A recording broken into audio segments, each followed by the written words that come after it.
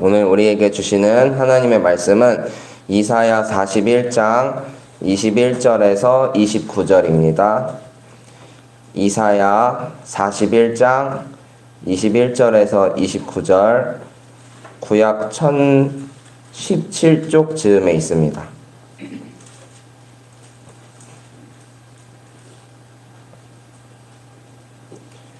이사야 41장 21절에서 29절의 말씀을 한 절씩 교독하시고 마지막 절은 함께 읽겠습니다.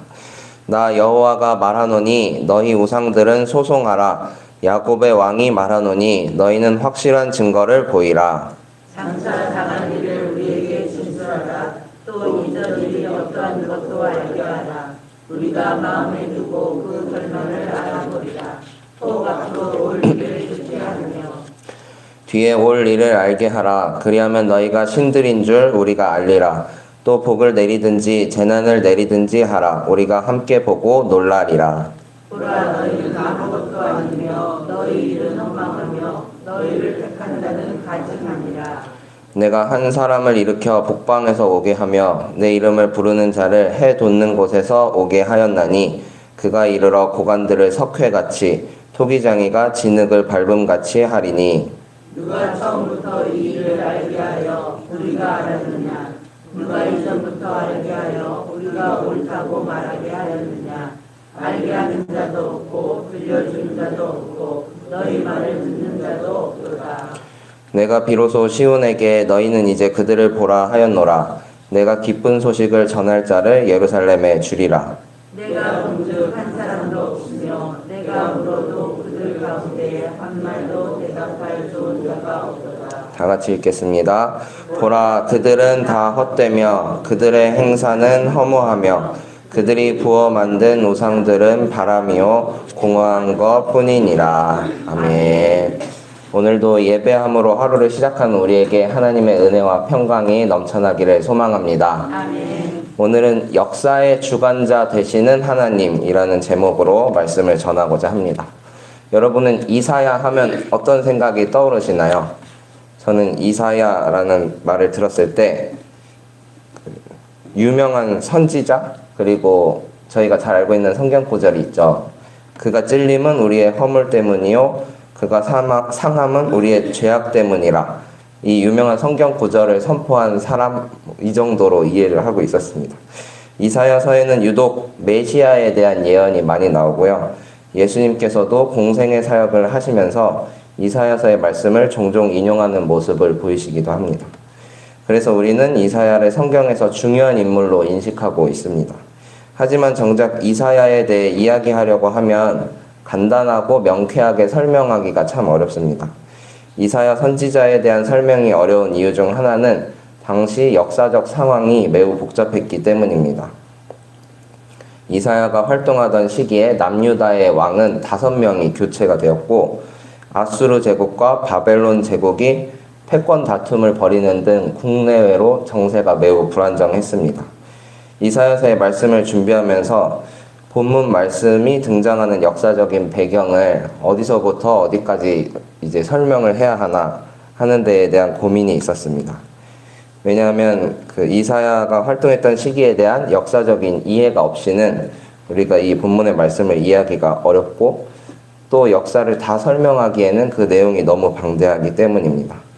따라서 본문 말씀을 이해하기 위한 간략한 설명을 덧붙여서 이제 말씀을 전하고자 합니다. 오늘 본문 41장 21절에서 29절은 여호와 하나님께서 우상들에게 소송을 제기하는 대목이 나옵니다. 하나님은 당신의 우월성에 대해서 자기가 스스로 증명하시면서 우상들을 향해 확실한 증거를 보이라고 말씀을 하십니다.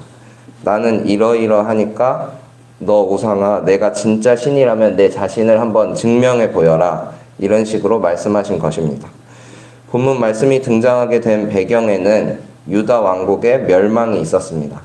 이사야 선지자는 다른 예언자들과 같이 죄악을 가까이 하는 하나님의 백성들을 향해 오랫동안 회개를 촉구했고 또 회개하지 않을 시 받게 될 형벌에 대해서 선포했습니다. 하지만 그들은 하나님의 말씀을 듣지 않았고 유다 왕국은 무너졌습니다. 성전은 불에 탔고 예루살렘은 황량한 폐허가 되었습니다. 열왕기하 25장에 보면 이렇게 기록되어 있습니다.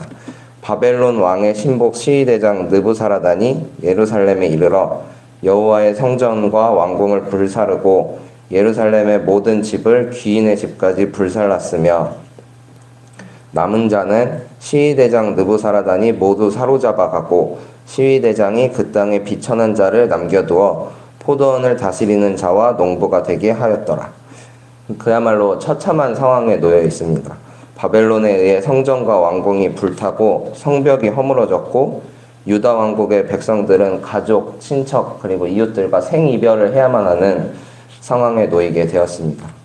모든 희망이 다 사라졌다고 느껴질 때 이사야 선지자는 위로하시는 하나님의 말씀을 선포합니다. 그 위로의 말씀이 이사야서 40장부터 66장까지 이어지고 오늘 본문의 말씀 41장이 그 안에 포함이 되어 있습니다.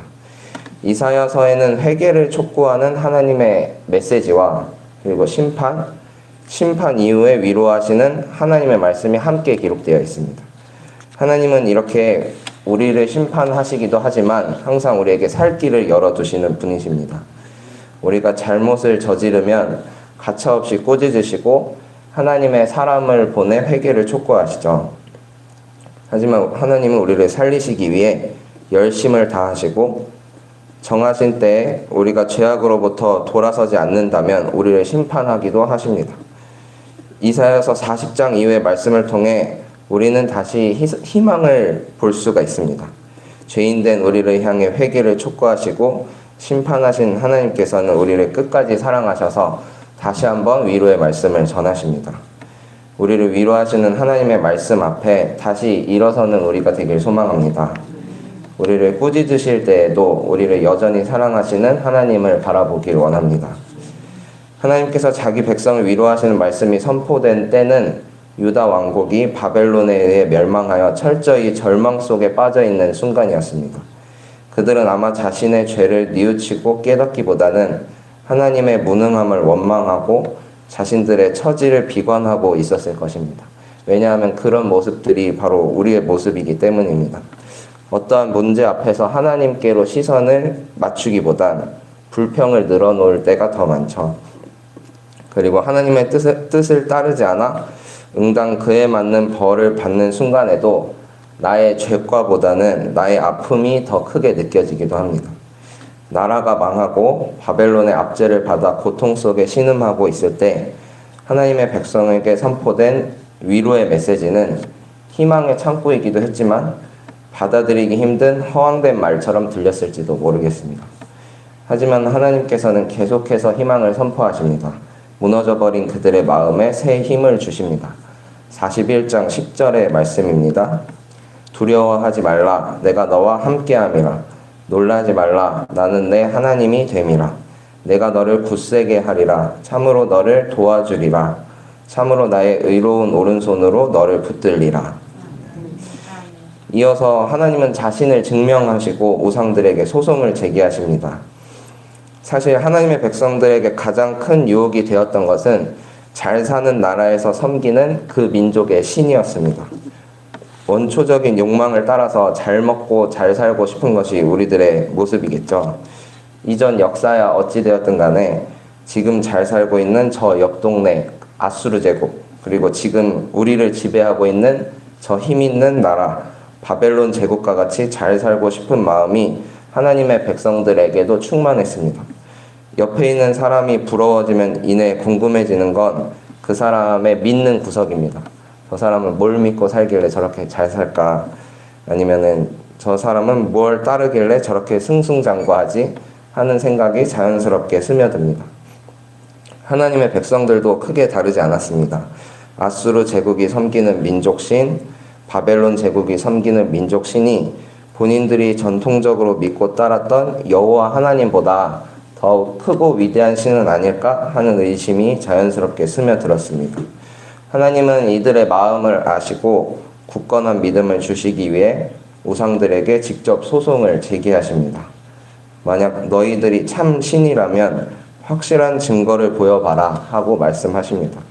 그리고 너희가 우리에게 앞으로 올 일을 듣게 하며 뒤에 올 일을 알게 하면 너희가 참 신인 줄로 인정하겠다고 말씀하십니다.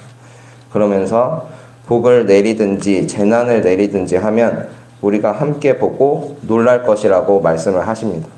하나님께서 우상을 향해 말씀하시는 어투가 마치 아주 싸움을 잘하는 친구가 깐족깐족대는 친구 앞에서 내가 그렇게 힘이 세면 어디 한번 쳐봐라, 할 수 있으면 어디 해봐라 하는 식으로 들리기도 합니다. 최광호 목사님이 지난번 설교 때 말씀하셨던 내용 중에 인터넷에 보면은 하나님하고 사탄하고 이렇게 권투하는 이미지가 있다고, 대등한 입장에 있는 것처럼 그림을 그려놓았지만 사실 하나님하고 사탄은 비교가 안 될 정도로 하나님이 더 강하신 분이다, 이렇게 말씀하셨던 게 기억이 나는데요. 그렇게 하나님은 사탄 혹은 우상들과 비교할 수 없을 정도로 우월하신 분이십니다. 본문 말씀에서도 이를 증명하고 있습니다. 24절의 말씀입니다.